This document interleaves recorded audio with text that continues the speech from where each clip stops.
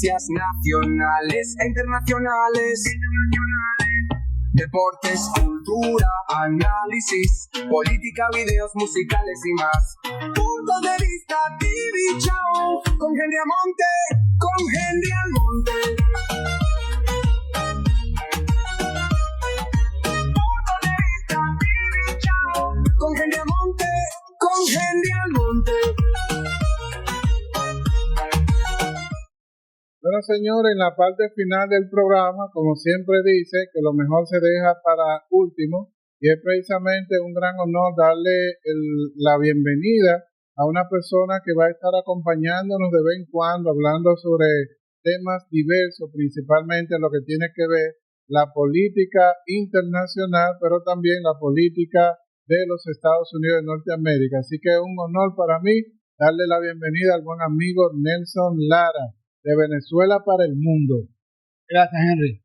Igualmente para mí es un gran honor estar aquí en tu programa Punto de Vista, programa que es difícil, muy difícil. Cuando lo vi la primera vez dije, wow, hay que tener no solamente organización, sino un equipo detrás para poder manejar 2 horas de programa continuo con un solo moderador, con un solo conductor.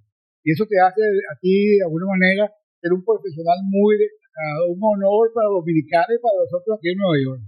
Bueno, eso es en parte gracias al trabajo que detrás de cámara nos ayuda a hacer Karina Rivera, así como Amado Curi, quien siempre está escribiéndonos y diciendo, no hay que reforzar, hay que seguir haciendo tal cosa porque está dando resultados. Así que le agradezco a ellos y a todo el equipo que siempre, como usted menciona, está ahí brindándonos el apoyo. Así que vamos inmediatamente, don Nelson, a entrar en materia. Me gustaría escuchar su opinión sobre la situación que está viviendo la comunidad inmigrante aquí en los Estados Unidos y si esto se veía venir, aquellas personas que, por ejemplo, apoyaron al presidente Donald Trump o si quizá ha sido más de lo que se esperaba. No, esto de alguna manera no es sorpresa. El presidente Trump durante su campaña electoral él focalizó uno de los temas fundamentales fue precisamente el tema de la inmigración y lo colocó en números. Él dijo que iba a ser la deportación más grande que se haya hecho jamás en los Estados Unidos. Y eso precisamente es lo que está haciendo. Claro, lo pone en relieve algunos elementos que le dan la oportunidad para argumentar, como por ejemplo esos asesinatos que son emblemáticos como el de Georgia, en Atlanta, donde una muchacha en un pleno campus fue asesinada, la otra muchachita que fue violada y asesinada en Texas. Es decir, son 2, 3, 4, 5 casos muy aislados que no representan la inmigración, que no representan el mundo latino. Si tú, por ejemplo, haces una revisión a las estadísticas y de cómo los latinos han contribuido al desarrollo de los Estados Unidos, cómo contribuyen al Producto Interno Bruto con su capacidad, no solamente de aquellos que se destacan, sino estamos hablando de una masa que prácticamente hace el trabajo del trabajador duro, no solamente aquel que está en las granjas, el trabajo agrícola, sino de todo este tema logístico. Por ejemplo, la pandemia jamás hubiese sido podido atacar como se atacó en Estados Unidos si no hubiese sido por esos inmigrantes indocumentados que dieron el frente y que daban la vida todos los días. Estaban en la primera fila. Estaban en la vanguardia.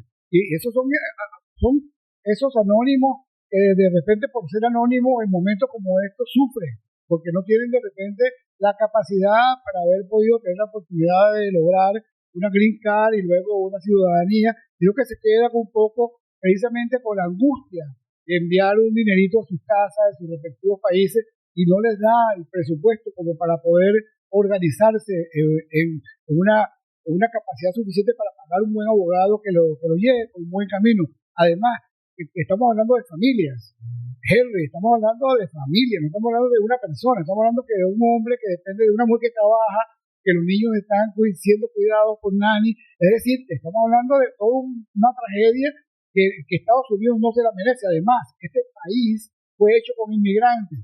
Por allá, cuando vino la gente de Virginia Company a la primera incursión acá en los Estados Unidos con los barcos, ellos la idea era conseguirse precisamente los indígenas, hablar con ellos y ver en qué medida podían repetir el manual de Hernán Cortés, que era conquistar, someterlo, y los indígenas norteamericanos no se dejaron. Los indígenas pelearon en Virginia y por eso se provocó que los inmigrantes de Inglaterra, a diferencia de los de España, vinieran acá a asentarse, a traer sus carpinteros, sus trabajadores agrícolas, los que eran capaces de construir casas. Es decir, este país se construyó de abajo hacia arriba con inmigrantes. Bueno, y la misma familia, precisamente los ancestros del presidente Donald Trump son inmigrantes. Y ahí tenemos el caso de la misma madre de Donald Trump, que está la historia y que ha sido contada, que vino con una visa y aunque después se casó y hizo todo un proceso, pero tenemos incluso la misma esposa del presidente Donald Trump, que también. Entonces, uno entiende que cada país tiene derecho a aplicar su política migratoria. Lo que uno no está de acuerdo es que la haga con la agresividad que se está haciendo. Incluso hemos visto casos de mucha gente que con 50, 40 años viviendo en este país, que no conoce ya prácticamente el país de donde vino, que no tiene ninguna familia allá, que de la noche a la mañana, sin darle el tiempo para que pueda hacer un proceso de terminar de arreglar sus papeles, simplemente lo agarra y deportado. Entonces eso precisamente lo más criticable. Claro, Henry, estamos hablando de los dos extremos, no solamente aquellos que ya se olvidaron de sus ancestros, estamos hablando de bebés que ya crecieron, nacieron en Estados Unidos, son ciudadanos americanos y los están deportando. Es increíble, pero estamos hablando también del otro extremo, personas que no tienen nada que ver con inmigración, que son turistas, como la señora que aquí en Times Square andaba con la hija, algo le pasó a la hija y se la llevó el ICI porque resulta ser que había como un pleito y entonces yo comenzaba a ganar todo el que estaba alrededor. Los dos extremos, increíble. Y esto por supuesto tiene que afinarse, porque no le hace bien a los Estados Unidos, deja una señal muy mala para el mundo. Ya estas discusiones fueron superadas, todo este tema de los derechos civiles fue producto de lo que tenemos, lo que heredamos, de la Constitución, a lo que hay ahorita, cuando la Constitución se inicia con We the People. Ese We the People no solamente en aquella época se refería, era fundamentalmente a los blancos, inclusive ni siquiera a las mujeres, porque las mujeres no votaban. Pero ahora no, estamos hablando de que ahora hay una evolución social que Estados Unidos ha logrado y que es un ejemplo para el mundo. Eso no puede retroceder. Y pareciera como un ensañamiento con la comunidad latina, porque si vemos la mayoría de los casos que se han denunciado y que hemos visto que han salido a través de los medios, precisamente, es como si se estuviera agarrando a la persona por su perfil, que de alguna manera indica que es latino. Y vemos también algo que no había pasado posiblemente antes en los Estados Unidos.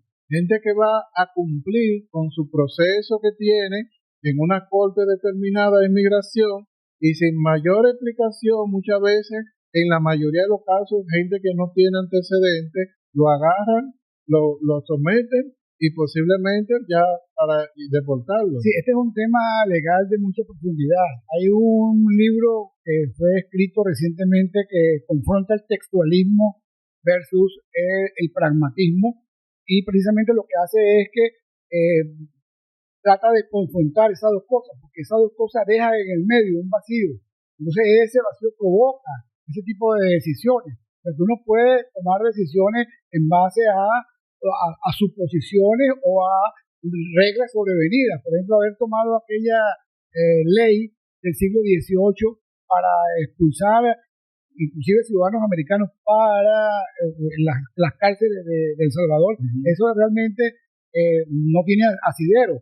Así como no tiene asidero el hecho de que una persona que ha cumplido con todo el debido proceso y en ese debido proceso acude a un juez y el juez a priori le va a rechazar lo que él va a someter a consideración, eso viola el debido proceso. Entonces ya está la gente de los organismos de inmigración esperando para llevarse a la persona detenida de una manera irregular. Eso no es bueno, no es bonito. Bueno, incluso el no respeto hacia los otros poderes establecidos, como hemos visto el caso de senadores que han ido simplemente a hacer una pregunta, que han ido a acompañar a una persona que tiene algún proceso y lo han esposado sin respetar incluso su estatus y el hecho de pertenecer a otro poder simplemente porque pertenece precisamente a un partido contrario. Y esto entonces lo que lleva posiblemente a lamentable casos como lo ocurrido en Minnesota, donde fue asesinado una senadora junto a su esposa y otro prácticamente también iba por el mismo caso que gracias a Dios pudo sobrevivir. Porque entonces lo que se está incentivando a los extremistas a que tomen decisiones de manera inconsulta que pueden llevar incluso a la muerte. Henry, el discurso presidencial tiene poder normativo.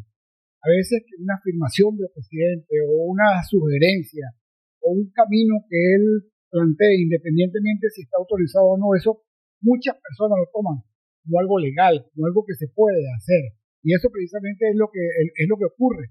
Por ejemplo, no puede someter a una persona a una situación completamente ilegal o fíjate, la costumbre es que en Estados Unidos es tan poderosa como la propia ley. O sea, estamos entendiendo que un senador y un representante no tienen inmunidad parlamentaria, es correcto, por ley no tienen la inmunidad, pero tiene todos los años de la existencia de Estados Unidos con un respeto que eso no se viola. Tú no puedes violarlo, tú no puedes agarrar a un senador y tirarlo en el piso y ponerle una esposa no está violando ninguna ley. Está alzando su voz, está alzando la voz porque estaba tratando de ver cómo hacía un debate, democracia, un debate, ¿verdad? Que no tenga el derecho de palabra, se le pasa, pero no es proporcional la decisión de violencia contra él en relación con lo que él estaba tratando de hacer en términos democráticos. Ese es un punto. Así es. Bueno, finalmente, Nelson, lamentablemente no nos queda mucho tiempo y no quisiéramos dejar que usted se vaya de este programa el día de hoy, aunque esto nos permite dejar los micrófonos abiertos para otros encuentros, pero me gustaría escuchar su opinión sobre lo que pasó recientemente, donde los Estados Unidos, luego de que el presidente mareara a la prensa sobre si iba o no a participar militarmente en el conflicto Israel-Irán, finalmente de manera sorpresiva para el público, aunque se supone que ellos ya lo venían tramando, planificando hace días, la intervención de Estados Unidos con el lanzamiento de esta bomba al interior de lo que se ha determinado o lo que ellos han determinado como posibles lugares donde se estaba construyendo una bomba atómica que, de acuerdo a lo establecido por Estados Unidos, fueron destruidos totalmente.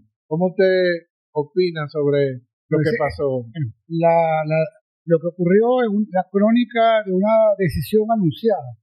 El único que no sabía que eso iba a pasar, no sé quién era, pero hasta la gente de Irán sabía lo que iba a pasar, sabía que iba a ocurrir el fin de semana. Se filtró un artículo completo de un periodista respecto explicando los detalles, cómo iba a ser la operación. Incluso la bomba que se iban a utilizar, que era la única que podían penetrar. Y los B-2, cómo iban a ir. Prácticamente lo que faltó fue decir que eran 7 los que iban a ir. Iba a ir una acción de distracción en otro sentido. Pero fíjate, ¿a qué punto es este? El mundo, después del año 45, cuando se crea las Naciones Unidas, intentó marchar más hacia la paz que hacia el conflicto. Todo lo que apunte hacia la paz tenemos que aplaudirlo todo, y todo lo que apunte hacia el conflicto es un problema para todos. Y lo que es todos los acuerdos de evitar la proliferación de armas nucleares, esto tiene mucho que ver con lo que está ocurriendo. O sea, si se va a celebrar o no el hecho de que se destruya 1 o 3 puntos donde se está enriqueciendo uranio para posteriormente dar posibilidades a que un país como Irán tenga una arma nuclear, eso es aplaudido por la humanidad porque tiende más hacia la paz, hacia el conflicto. Pero que hay una gran cantidad de variantes allí. Porque hoy estuve leyendo, por ejemplo, un informe que se coló de uno de los servicios de inteligencia donde dice que la destrucción que se hizo en los 3 puntos donde se hizo el bombardeo no son lo suficientemente importantes como para detener la producción de enriquecimiento de uranio. porque los 3 reactores con la centrífuga en pocos meses pueden volver a ser recuperadas. Eso salió hoy. Entonces, hay una... Porque el presidente dice que en décadas no van a volver a poder recuperarse, es lo que dice Trump. Exactamente, y se le filtra en el mismo país de un organismo de seguridad esta información, lo cual no es bueno, porque claro, si yo soy Irán y yo me quedo con mi bomba, yo no tengo problema en parar el conflicto con Israel, porque yo sigo lo mío, yo sigo haciendo mi trabajo, lo que yo debo hacer. Este tema del nuclear es un tema muy importante y muy peligroso. O sea, la idea es que podamos nosotros evitar la proliferación de armas nucleares. Pero fíjate, Ucrania tenía muchísimas bombas nucleares.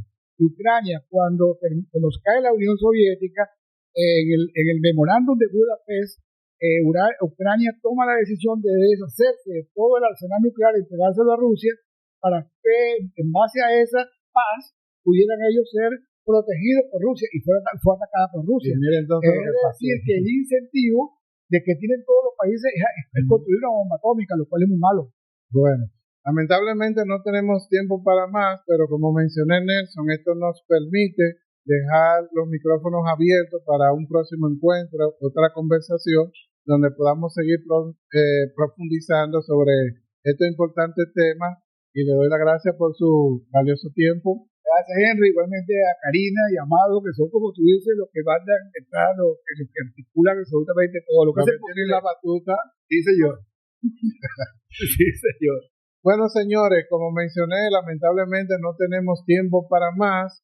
Como siempre, agradecido por el tiempo, por la dedicación que usted dedica para este programa que durante 2 horas hacemos con todo el amor y el cariño del mundo. Recuerde que para el próximo miércoles usted tiene un compromiso de volver a sintonizar a partir de las 6 de la tarde, pero le motivamos a que no se mueva porque a partir de ahora viene otro super programa por super plataforma de Bonches Latina. Bendiciones y feliz resto del día. Punto de vista TV Show, punto de vista TV Show. Con Henry Almonte, una revista semanal de variedades.